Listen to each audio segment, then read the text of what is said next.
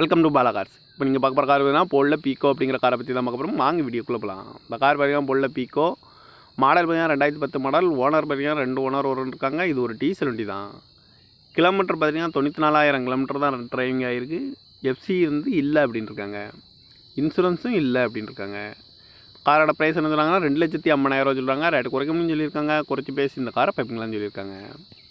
AC வந்துடும், power steering, பவர்விண்ட் வந்துடும், central lock வந்துடும். கார் பார்க்கணும் இடங்கன்னு பார்த்தீங்கன்னா பவானிங்கிற இடத்துல தான் அந்த கார் பார்க்க முடியும்.